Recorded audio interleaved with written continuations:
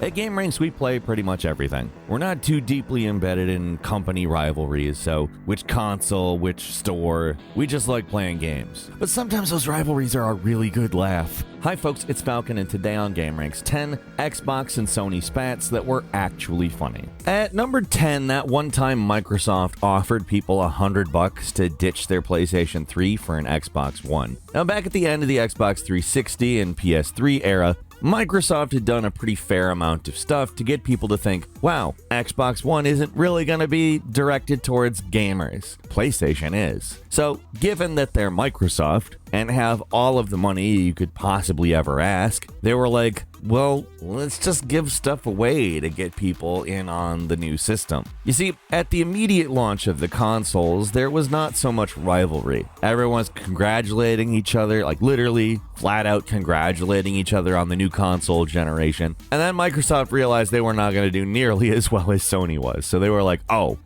just tell people they can have $100 if they come to us. Which, I mean, for such a huge company with so much money, actually sounds a little desperate, if you ask me. But it does have a logic to it. The Xbox One was about $100 more than the PlayStation 4. And it's not like you were allowed to go to like the local grocery store and get your food for the week with that $100. It was a store credit towards the Microsoft store, so you were picking up digital goods for your Xbox One with that money. Still, the first time I saw the ad, I laughed. I was like, really? I'm a console keeper personally, so I put that thing in a closet so I can play it later. We have never had a reliable backwards compatibility through the generations, and $100 isn't enough to get me to do this, so I laugh.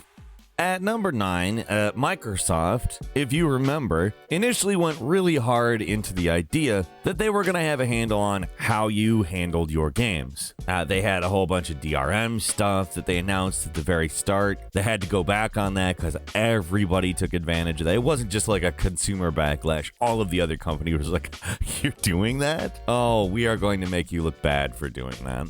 Basically, Microsoft introduced some restrictions regarding used games and sharing them, and, well, Sony went to E3 and just totally bulldozed the whole damn thing. They're like, no, yeah, you buy a game, and you got it on disc, and you can hand that disc to other people, and so on and so forth. Jack Tretton, then of Sony, came out on the stage and basically said, yo, all that stuff Xbox is doing, we're not doing that. Then Shuhei Yoshida put out this crazy commercial and showed a step-by-step process of how to share a game with the PlayStation 4. Yoshida held a game. A screen came up that says, Step 1, share the game. And he handed it over to Adam Boyes, who then said, thank you. It's kind of one of those really like, duh, you're stupid type disses, but it worked really well because it was a really complicated feature for something that was very easy to do in any previous console generation.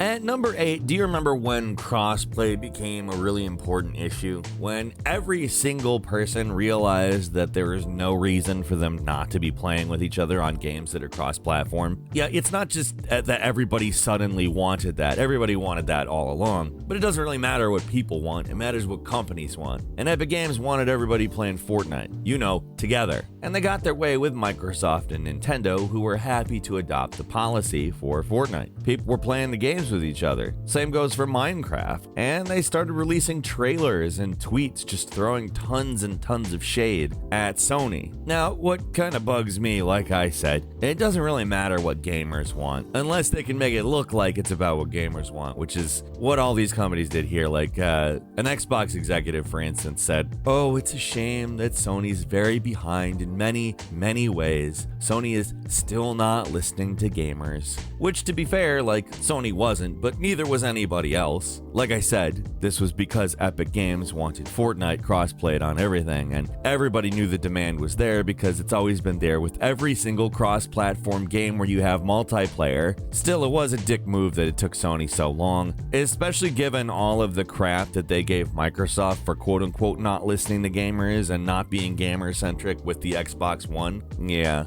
At number 7, Tom Warren, the senior editor at The Verge, way back when it mattered how you played Marvel's Avengers, noted that Marvel's Avengers spent a bunch of time telling you how to migrate your save from PlayStation 4 to PlayStation 5. Now, if you're aware, Twitter threads are incredibly annoying, multi-tweet things that have large amounts of info spread out between small amounts of real estate. Marvel's Avengers posted a thread about how to do this, and it's complicated. I've read it 3 times, and I am so glad that I am not playing Marvel's Avengers at all, but I guess that's for other reasons besides just this, but whatever. Tom Warren tweeted this process by also saying, how to migrate your save from Xbox One to Xbox Series X, launch the game. It's kind of an organic moment, like the sharing of the game title between the two guys. Kind of a big, duh, you're stupid type moment again. You know what I mean. Aaron Greenberg, the Xbox Game's marketing general manager, saw this and took great advantage of it, retweeting Tom Warren and saying, thanks, #SmartDelivery, effectively demonstrating one of Xbox's great features that simplifies that kind of process in a wonderful way for anybody who's moving between platforms. It's too bad it's Marvel's Avengers though, right? At number 6, way back during the Xbox 360 and PS3 era, Kaz Hirai, the former president and CEO of Sony, said that the Xbox 360 lacks longevity. Now, this was at a time when the PlayStation 3 was lagging behind pretty badly in sales in terms of that battle, and Microsoft's Aaron Greenberg shot back saying, this sounds like an old hardware company that's comfortable with its market position. The complacent attitude is out of touch where the industry and consumer is today. Now, these are some pretty catty comments in terms of businessmen anyways. He went on to say, I'm confident we'll outsell the PS3 throughout the entire generation by providing more innovation and building the best and broadest games library while growing our entertainment experiences on the leading online network. Which is, to be clear, exactly what they did. Like, he talked the talk in terms of that console generation. They mopped the floor with Sony, and then they got complacent and overconfident and decided that they were going to try to do a bunch of restrictive crap when they launched Xbox One. It made everybody pissed off. Every other company took advantage of it, dunked on Microsoft, made it look ridiculous, and Sony won the next generation. I mean, this is how this goes. It's marketing. It's kayfabe. It's pro wrestling. At number 5, Phil Spencer, whom you should know as the head honcho of Microsoft Gaming. Guy that's been around a long time, should know what to say and what not to, but he's made some mistakes. This is one of them. There was this one time, I think possibly to try to dunk on Nintendo and Sony, like, oh, we're not worried about those guys anymore. We're doing well, even though by all measures, both are doing better than Xbox. Not only in the previous generation, but they're doing pretty damn well this generation as well. Nintendo having not even launched a new console and still doing incredibly. So maybe this was some more kayfabe, I don't know. But Phil said that the real competition was in like Amazon and Google's cloud gaming platforms, you know, Stadia and Luna. And this was only like a year ago. And we've lived through a pandemic in which cloud gaming you think would have the room to grow. But no, Phil was hilariously wrong on this one. Google Stadia and Amazon Luna especially are just not competition for any of these people at this time. He should have kept his mouth shut because whatever he was afraid of at that point, if he was afraid of anything, made him look so silly. Even if it was trying to be a diss on Nintendo and Sony, wow, does it not work when your prediction just doesn't bear out in any possible way? I've laughed about this several times. I'm so glad we were able to bring it up in a video today because it's just a dumb comment. Yes, our main competition in the market is no longer our main rivals. Yes, I am very smart, you see. I don't know if that's getting big for his britches or getting paranoid. I can't tell you. At number 4, Microsoft got all pissy about Sony having PlayStation 2s at a CeBIT exhibition in Germany way back in 2002, which was technically against the rules. However, other than Microsoft complaining, no one cared about it. The organizers of the show didn't care about it. Certainly the people who were playing PlayStation 2s that Sony had on display didn't care about it. But the funny part is, just like a week prior to complaining about it, Microsoft had said he wanted wanted to see a warmer, friendlier Microsoft, which it took less than a week for a company representative to just take a huge dump on that. They're just like, no, you can't show anybody your games. No. Well, the weird thing is that they had been showing the Xbox themselves doing the same thing. Did they like hide it before they? I don't know. That's such a dumb one.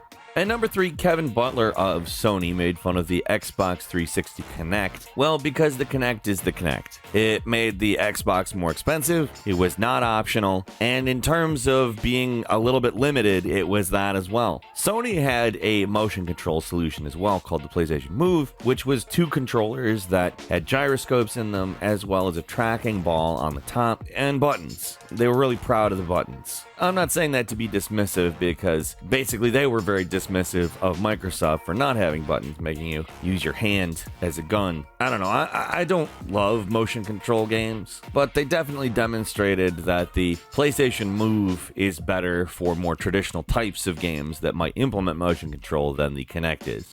And number 2, that time that Microsoft guy said they own the next GTA game because they saw Grand Theft Auto as like a war zone basically between 2 consoles, and basically we're staking out the idea that they pretty much couldn't possibly lose based on the idea they had exclusive episodes for Grand Theft Auto 4, which it's Grand Theft Auto 4. I mean, I'm not saying that Grand Theft Auto 4 is bad, but Grand Theft Auto 5 was probably a lot more important for PS3 and Xbox 360, to be frank. It was near the end of the console cycle, but still. Also, that's not why the Xbox 360 did better than the PS3. There's a lot of reasons. I mean, let's talk about how Skyrim worked on the PS3 with the memory limitations. Let's talk about how much better Xbox Live was than anything they tried to do on PS3. To hedge it on Grand Theft Auto just seems weird to me when they actually had a lot of advantages that generation.